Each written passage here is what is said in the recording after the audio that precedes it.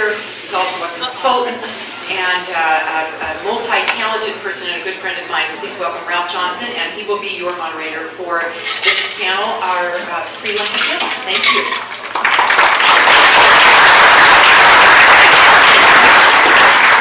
Thank you, Julie. It's a pleasure to be here this morning.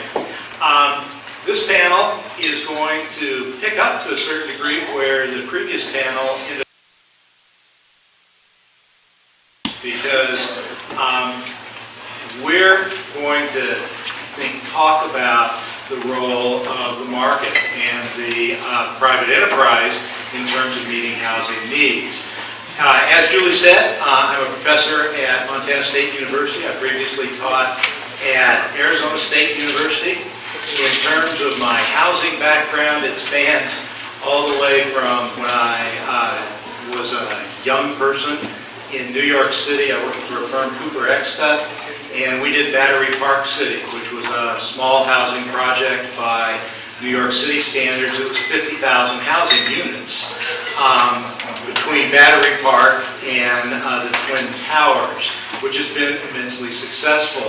On the other hand, in Phoenix, I worked for a volunteer group called Chicanos Por La Casa, and we built, well, the best example for me was, I'm a licensed architect. I had a young man who said he could provide housing for his community.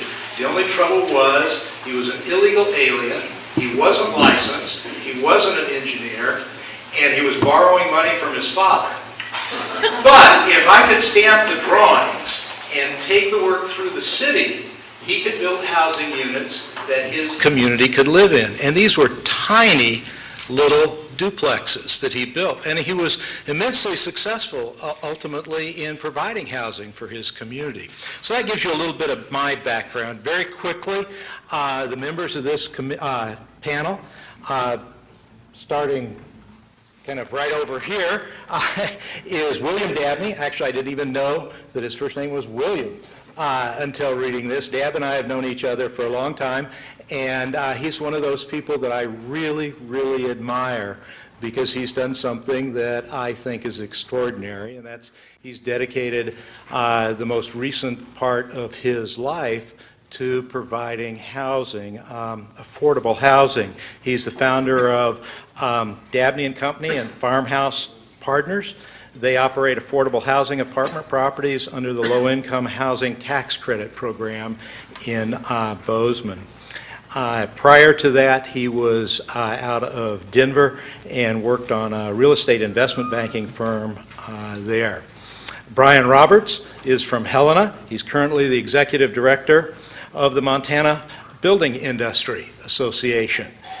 Prior to that, he was with the U.S. Small Building Administration in Helena, and he has also been his own contractor in a construction business, which he had.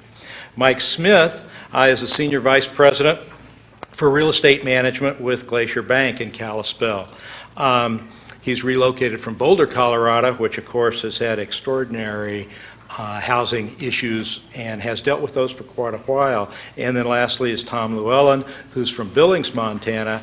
And Tom is a real estate salesman, probably more than that. Actually, he's the distinguished one among us. He was the 1977 Realtor of the Year. He's also been a past director of the Billings Home Builders Association. So in a few minutes, we'll get to each of these individuals. Julie gave me a couple of minutes to say something. And first, as a professor, I always have to give a history lesson, those of you who know me. My belief is that you must know your past. If you don't know your past, you don't know who you are or why you are the way you are. And so if we look at the affordable housing issue in this country, it's really four typologies. And we're entering the fourth one right now. The first three are pretty easy to explain, and I think all of you will understand them, and they're directly related to Montana. The first affordable housing that we have was tied to the agrarian community, and it was small. You owned a ranch, you needed help, you built a bunkhouse. That was affordable housing, and it was small, and I'm going to come back to this issue of small in a minute. We had the Industrial Revolution, And throughout Montana, you see tremendous number of communities built on that basis, company towns, whether they were railroad towns, mining towns, company towns. And the relationship between the company town and the ranch community and the bunkhouse was that there was a balance. If I'm going to run a railroad and I need people to run a railroad, I have to balance the system so that the people who work on my railroad can live in a community and accomplish that work. So the market balanced itself, and we heard talk about that last night. Now, we may not like the balance that was created, but that was the way it was. It worked pretty effectively. Basically, after World War II, we had a new intervention manifest itself, and that was the government's engagement in housing. And the reason the government got engaged was that there was a new industrial revolution. We had a tremendous number of young people who had grown up in the center cities or grown up on farms, and they were going to leave those. They had seen the world, and they weren't going back. They got education, they got trade skills, and they wanted to move someplace new. And so the government instituted the FHA, VA programs, and what those did, remarkably, is a model for the rest of the world. It found a way to create wealth. Now, that's come back to bite us a little bit, but that creation of wealth was at the cornerstone of a building industry which has dominated much of the United States. Now, the unique thing about those people and the jobs were that they weren't where they had been before. And so people followed where the jobs were. Great Falls is a perfect example. Military base built up there, federal funding to help give low interest, low down payments. So now, and it's true today, if I want to invest in the market and I go to an investment counselor, he or she will say, well, you need $100,000 to get this investment rolling. But I can go out and buy a house for zero down, $100,000 value house. Actually, we said that's hard to buy. But now, for no money down, I'm in the investment business, so to speak. I'm creating wealth through that program. But what happened over the years is that that program was too successful, you might say. Our homes went up and up in value. Now another phenomena occurs directly related to Montana, and the map of the three sections of the state is a perfect example of it. If we think about good, better, and best, where do people in the United States want to live? They want to live where there are mountains, where there's streams, and where there's blue sky. All of you came in today, and you walked through a perfect day in Missoula, Montana. Well, that's what everyone wants. And we now have a service economy. We're not building things like we used to. We have a service economy. And that service economy can be anywhere. And therefore, if it can be anywhere, where do people want to be? Well, they want to be in the western third of the state. And if they want to be there and they can bring investment in their housing properties to that part of the state, they're going to do that. And what that does in a service economy is certainly you have doctors and lawyers, and you have retired individuals who can afford expensive homes, and you have the working service population that can't afford those homes. And therefore, and the examples were amazing to me, that who constituted that group of not being able to afford homes has grown dramatically, the income levels associated with it. I have two friends in Bozeman, Montana, who own restaurants.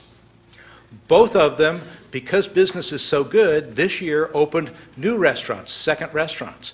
Both of them closed those second restaurants this spring because they couldn't hire people to work in those restaurants. They couldn't hire people to work in those restaurants because there was no housing for those people to live in who could work in those restaurants. So the investment economy and the service economy has really had a dramatic effect on this idea of affordable housing. So that's a little of the history. Now, my last thing Julie asked me to talk about was what would I do, and I'm going to give our group a slightly different challenge. Those of you who are a little familiar with Europe might know that Prince Charles' most favorite topic is affordable housing and architecture. And so Prince Charles, unlike most of us, can actually do exactly what he wants, because it's not freehold land. He owns the land, and he owns the banks, and so he can impose housing strategies in Europe, and I'm going to give all of us a chance to do that too. If I was Prince Charles, what would I do? First, as a planner, well, you got to remember that there are 4 parts to housing, and they're divided up generally in percentages. 20% of the cost of a house is the land. 25% of the cost of the house is the materials to build it out of. 25% of the cost of the house is the labor that goes into building that. 30% of the house is the financing and upfront costs. So this is not a simple formula of just doing one thing, because no one thing has a dramatic effect on the cost of that house. But the first thing, if I'm an architect or planner, and it was mentioned earlier with the project over here, is I'm going to shrink everything. If I can build fewer roads, if I can build more units on less land, suddenly I can bring the formula, the relationship of the cost of the house to the cost of the land, more in a usable format. I can modify it. That also, when I do that, brings about the opportunity for public transportation, because if we're spending much less money on other types of infrastructure, we can send that money towards public transportation. If we densify, if we get 6 units per acre or greater, we can actually, under our tax base in general, afford public transportation. Now that does a couple of things. It preserves land, open space, which people are coming for anyway. It reduces pollution, which people will like. And it makes that house more affordable because you're paying less for transportation. So that's the first thing I would do. And all of these have to do with small. As an architect, let me design small houses. Because if I design small houses, if we make small units, it reduces the labor, it reduces the materials. So small is significantly better. Not only is it better for the initial cost, but it's better for the maintenance cost. I have less to paint. I have less to heat and cool. So this idea of small is an extraordinarily significant part of the affordability question. Now, what I avoided with all of that were political pressures and the market that everyone wants 5 acres and a big house, because that's the model that we have often aspired to, particularly here in Montana.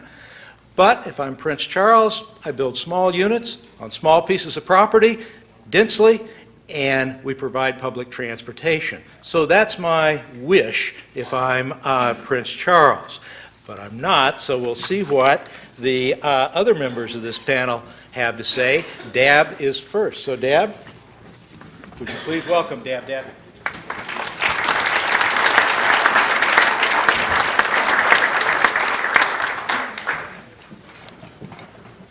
Good morning. It's great to be here. We've heard from a lot of people that have great academic credentials and a lot of people that you address by doctor, and so I wanted to lay my credentials on the table, and I was a fine arts major, and I guess that's about it. But I'm going to tell you later how it relates to the affordable housing business. I am a for-profit developer of rental housing built under the Low-Income Housing Tax Credit Program, and in the last 10 years I have built almost 400 units, mostly in Gallatin County, but some in Madison County. And for the most part, it has been a very, very satisfying experience, and I do it occasionally for profit, most days really more for this, what I call the psychic income. And recently I was checking into a counter out at Gallatin Field to fly someplace, and the lady who worked for Delta, who was checking me in, said, you know, I know you. And I said, excuse me, I don't think I know you. And she said, well, I was a tenant at your farmhouse apartment project in Belgrade for 7 years. And because we paid low rent, my husband and I were able to save enough money for a down payment to buy a house. And, you know, that's one of these moments, it just was wonderful. Another incident that happened recently that's really something that happens more often to me is I ran into a young lady in a coffee shop, and she said, aren't you the guy that owns the yellow apartments on West College Street? And I said, yes, thinking, oh boy, here it comes. And she said, well, you know, I've lived there for 2 weeks, and it's the nicest place I ever lived in my whole life.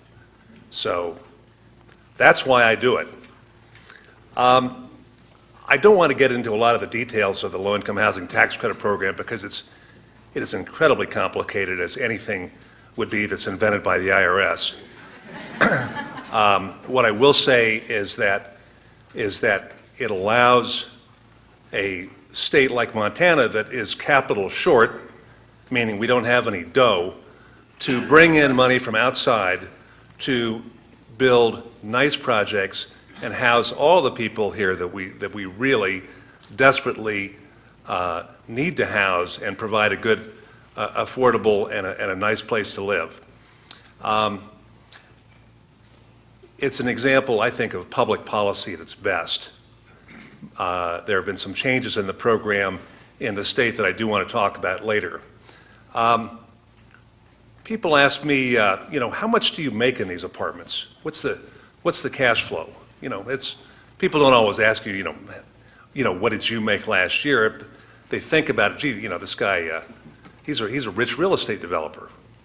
Well, low-income apartments, if they run perfectly, cash flow about $500 a year per unit.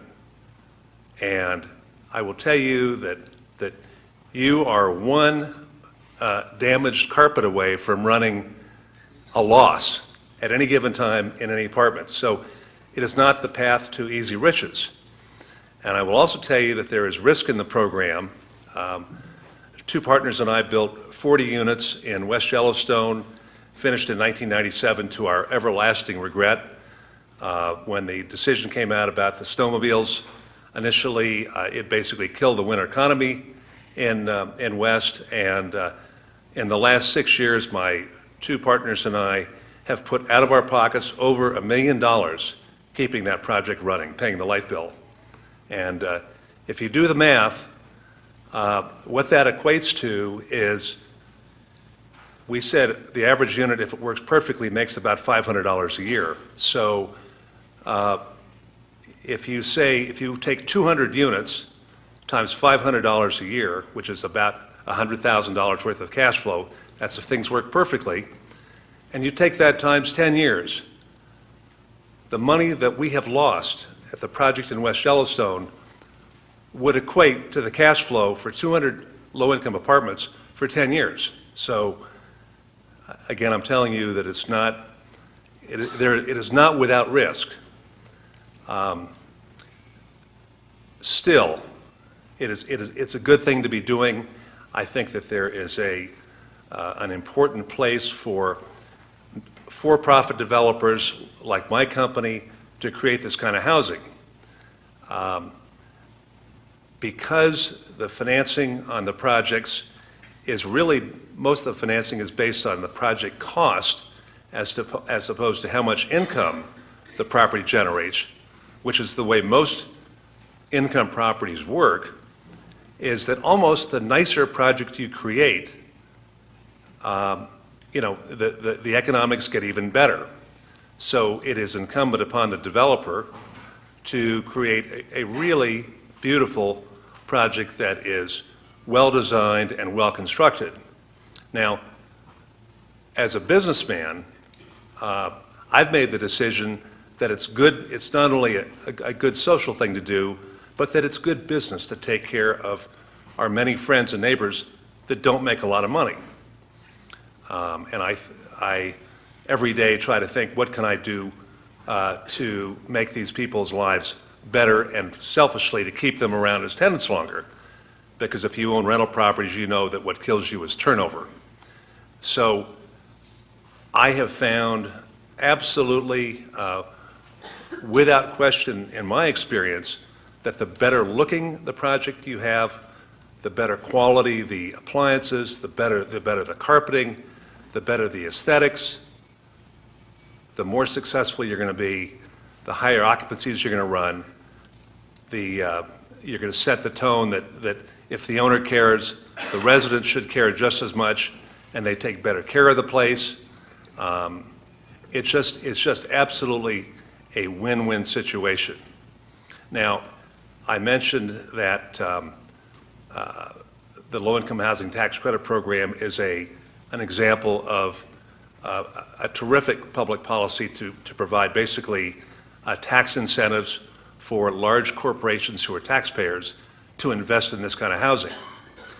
The second half of the story is that most states, including Montana, have increasingly changed the rules of competing for the tax credits. And when I say competing, there are many more developers of tax credit units who want to build units who need the financing than there is financing to give them. Every state has a limited number of tax credits. And what has changed is that the rules have been skewed to heavily favor nonprofit developers. And I have the choice, I've had the choice for a long time to have started my own nonprofit. I think it's a sham to do it, and I'm just not interested in just doing that to compete. But the bottom line here is that at this point, I have no plans to build further affordable apartment units simply because it is unlikely, if I take the time and the money to compete for the limited allocation of tax credits every year, it is unlikely that I can get them. So I'm not willing to spend the 2 months and $30,000 to $50,000 betting that I can get tax credits when my real chances of getting them are probably less than 20%. It's simply a bad bet. If I were king for the day, I would urge the Montana Board of Housing to change the rules back to make it a level playing field so that projects are judged solely on their own merits and judged on the need in the community where they're going to be built, as opposed to the identity of the developer. So I want to close on a high note, and that is to quote a person that's important in my life, and that's my wife. And she has told me countless times that I am unemployable doing anything else other than what I do. And I think that's true, and given that, I'll probably keep developing affordable housing. So thank you.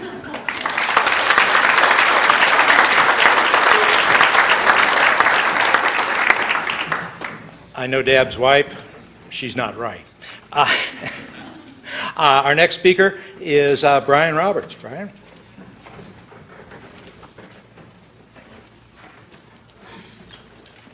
My name is Byron Roberts, and I represent the 2,100-member Montana Building Industry Association. And first, again, I would like to thank the Wheeler Center for doing this and moving this thing around the state. I think they cover a lot of very timely topics, and I think in the end, people begin to think different, I think, than they thought when they came into these things. So I'd like to begin talking a little bit about the housing industry and on the economy of Montana and the nation, and then talk a little bit about the constraints to housing affordability.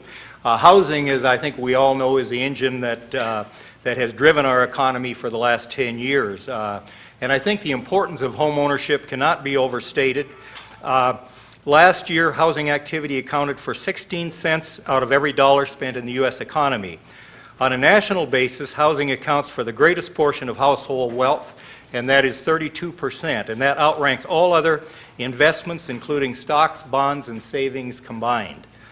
For most people, homeownership is a stepping stone to financial security, and nationwide homeowners have had a total of $8 trillion in home equity, which is often used as a nest egg for retirement, cover college expenses, and for emergencies, and as George said this morning, IRAs, and anything that can create wealth and stability in a household.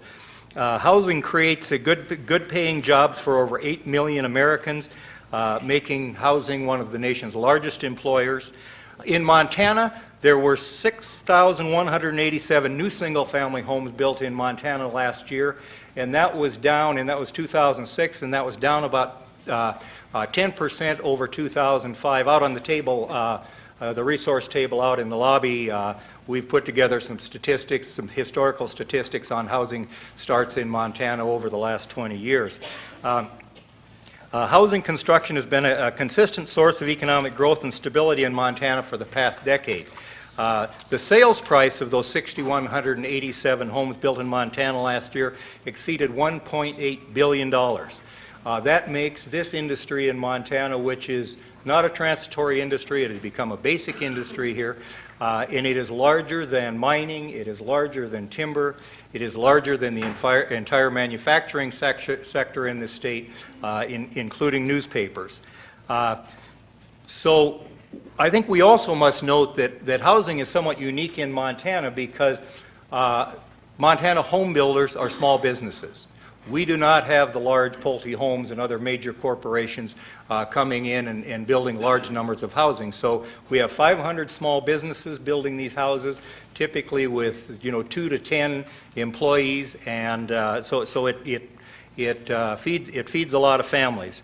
Montana has one of the highest rates of home ownership in the nation at over 70%, but for the other 30%, we have a real problem. The Montana Department of Labor reports that an average annual wage per job in Montana is $29,156, and the median family income is $48,150. That puts us 43rd in the nation in median family income. It has been estimated that more than 40% of Montana households are experiencing a severe cost burden in their housing by governmental measures. In contrast, new housing costs on average have almost doubled in Montana over the past 10 years, and salaries have increased by approximately 33%. So the disparity is getting larger. In short, new home costs have far outstripped the average Montana's financial resources, and in turn seriously impacted the cost of existing housing stock and the entire housing market in the state. There are obviously many cost components which can and should be addressed in any comprehensive effort to reduce the cost of housing in Montana, from regulatory reform to mortgage financing to home buyer education to design and construction systems. Government support of affordable housing may also require grants, tax credits, and other subsidies, but the primary state and local role should be laying a basic foundation and allowing developers, community development corporations, and others to build in the most efficient manner possible. And at this point, I would really like to commend the Montana Board of Housing, the Montana Homeownership Network, NeighborWorks, Fannie Mae, HUD, and participating financial institutions for really all they've done already to make homeownership possible for many Montanans. We're not starting anew. We have a lot of things in place right now. With home builders facing increased costs associated with ever-expanding state, local, and federal regulations, it has been increasingly difficult to construct housing in a manner affordable to many Montanans. And I'd like to focus today on the effects of the public attitudes, land use regulation, fees, and exactions on the price of housing.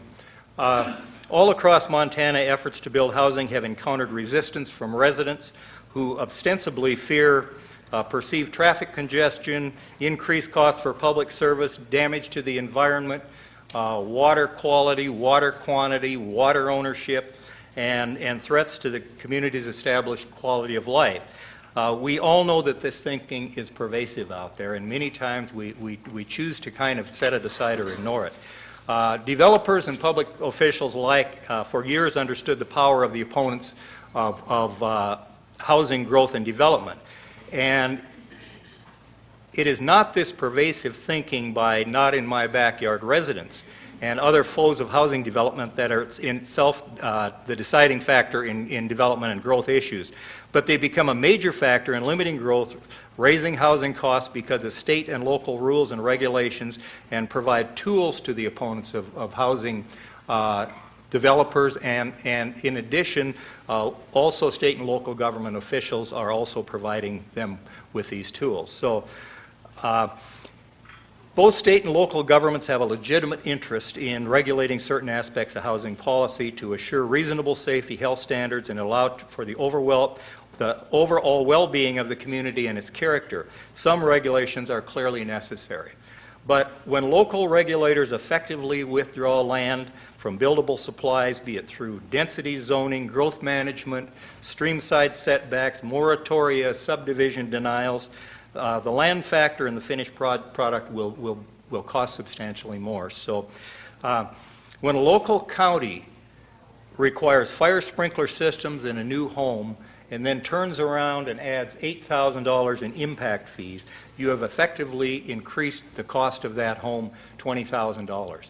Now this is increasing the cost of the $130,000 home as well as the $500,000 home by the same amount. So you can see the impact that may have. We must change our attitude about housing. We must quit fighting housing development and begin to plan to accommodate it. We must recognize that with a population growth of about 1.2% a year in this state, that the 6,187 homes built last year are not for people coming in from outside primarily, but those homes are just enough to keep up with in-migration and natural population growth. So this industry is going to continue, and we must plan to accommodate workforce housing and housing in general. We must get back to traditional planning. It seems like of late the only planning that we see local governments are doing are planning to regulate and planning to create fee systems. We have got to get back. I've got an urban planning background, and so you know, I watch this very intensely, but we have got to get back to traditional planning where we project population growth, determine where that growth should occur. Plans must, and really what you've got to do is guide and cluster that growth through facilities planning and through the construction of community infrastructure. Housing will ultimately pay for that infrastructure, but we've got to get communities back into the business of providing infrastructure. And plans must also include incentives to cluster developments served by public facilities, and we must continue to encourage housing contiguous with urban areas to create that density that a number of speakers have talked about today. We must come up with incentives to make housing affordable. And all kinds of ideas are thrown out, but we must continue with this kind of thinking. Why not have public agencies hand over land appropriate for housing to any developer willing to build housing and make half of the units available forever? It would be a perfect marriage of excess community capacity and private sector know-how. There are steps local governments can take to capitalize on increased taxes generated by active new home market. Consider tax increment financing type programs to fund infrastructure in affordable neighborhoods. How about, of all things, free building permits to builders building affordable homes? It may sound ludicrous, but until you recognize the new home on average pays 78% more property taxes than an existing home because we're value-based. And I'll just kind of give you an example here. First, new homes are generally our only new tax base in local communities. Missoula County, last year they built 756 new homes here in Missoula and in the county. These new homes generated almost $10 million in new state and local taxes last year alone. Look at that and compound that year after year after year. This story is not getting told.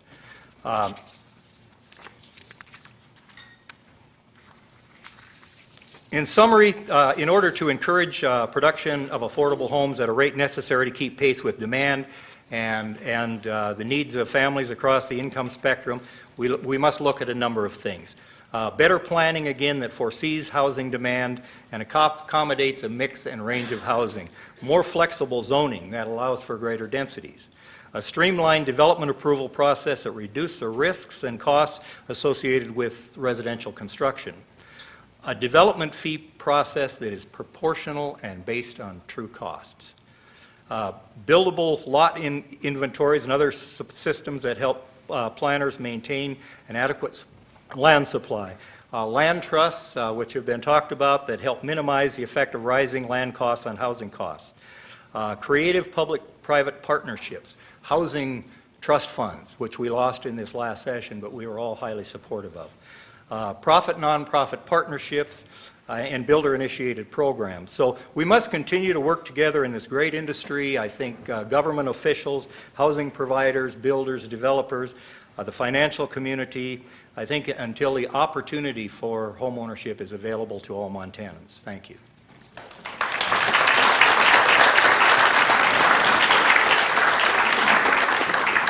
Thank you, Brian. Our next speaker is Mike Smith.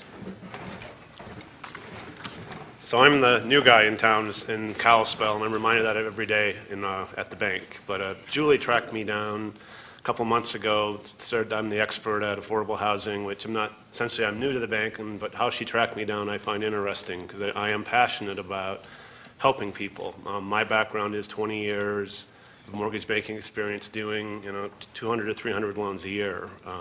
So my perspective is a little bit different. It's really helping those people buy the homes. There's certainly responsibility.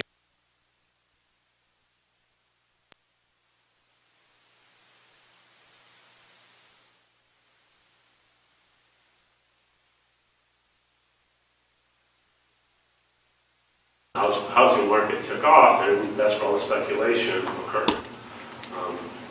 One of the questions that I was really to help explain is what's our responsibility, what's Glacier Bank's responsibility for affordable housing. I think the first thing is to get the perception that permanent affordable housing is not bad.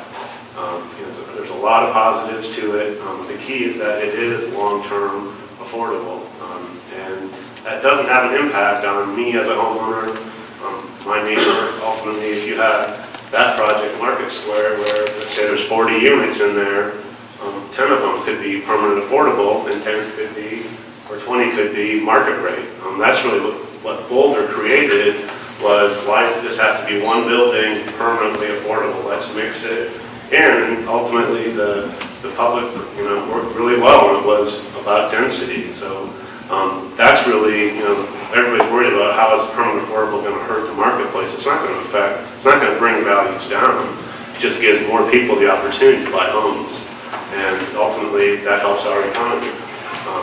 So that's really positive to permanent affordable. Who I've done loans for that have done permanent affordable are teachers, nurses, professors, laborers. I've done move-up loans or move-up buyers where they stayed within a permanent affordable project. So the city of Boulder actually has a list of people who are waiting for those units to become available. So there's always a demand for that marketplace. There's certainly, there might be a negative to permanent affordable housing is that you don't get to reap the benefit of appreciation. It's predetermined. It might go up, 3%, 2.5% a year, but it's capped. And that's probably the negative is you can't fund your IRA with an equity line. You can't take a second mortgage out on that. You can't refinance that mortgage to take cash out. In today's world, maybe that isn't a bad thing that we've allowed borrowers to go constantly churn their equity. The permanent affordable housing takes that benefit away from the customer. Other things Glacier Bank can do that I can do as a loan officer really is just provide the opportunity to the buyers. Is it doing RD financing? Is it providing gap financing that Sue Ann talked about, which Glacier Bank is very involved in? So it's important for us to educate the borrowers and the agents what's available for affordable housing. And the thing that's going to be coming, the Community Land Trust, again, Sue Ann brought in a consultant from we've somewhere back east and really met with City of Kalispell, City of Whitefish, and talked about what he thinks we should be doing. And ultimately was asking like 15% of the development should be community land trust. So we have to set up that nonprofit. You know, the bank has to be somewhat providing guidance there because it's our job when we go to sell that loan to Fannie Mae. That land lease meets the requirement of the secondary markets. It doesn't do any good to create all this work and the land lease and all of a sudden we go to sell that loan and they go, no, you did it wrong. And I have experienced cities around Boulder that made mistakes in their permanent deeds where ultimately we couldn't do financing. So there's a responsibility from the bank to make sure we're really working closely with the attorneys when they're drawing up these various documents. And I think in Glacier Bank is such a great community bank, and that's really what drew it to me. And so, we're very active in our community. We have our underwriter who ultimately processes the loans for GAP. So we're donating our time, and we're paying her to do that type of work. So again, we're involved in the community.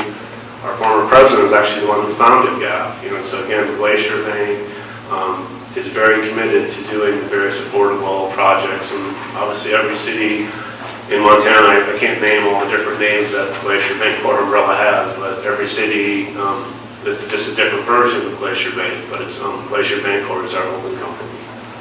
But the interesting thing from the banking perspective that I see is, we're working with the developers, we're working with the builders, and we have our deposit relationships. We're trying to dance around and make sure we're appeasing everybody. Ultimately, we don't want to take off that developer. We want, it's a delicate balance of how we fit into the arrangement. I'm involved right now in development, where they're asking me to give them the advice to go how they should be going to the city to get that approval. And it's, it's somewhat difficult because we've brought the city in with meetings with them, and they're saying you don't have to do this, but they want to. But it's a development that's ultimately going to double the size of Kalispell. It's a 20-year build-out.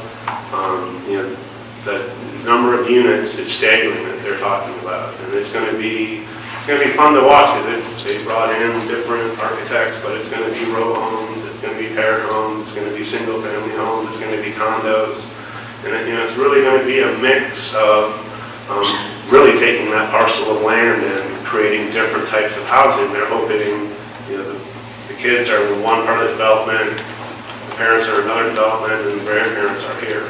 And that's really some of the positive of permanent affordable housing. One of my success stories before I left Colorado was a closing I had for a really good client who lost her husband to cancer. She had 2 young kids, and she decided she needed to move, but she was traveling back and forth to her parents. Well, ultimately what happened is the parents purchased a home, and the affordable part of that, the non-affordable part of the market rate, because she bought she was a teacher, low income, so she got the market, she got the affordable housing. So I think as you mix your developments, there's definitely a marketing from a real estate agent of how they can take that property or that development and say, hey, this is for everybody. And I think as this market, we relocated here because my wife is from Montana, and we have young kids, and we made the decision of let's go back to Montana. And I think you're going to see more and more of that, of people, your kids who left, who do have young kids, are going to start migrating back. So I really think you're going to want to have diversity of those types of developments.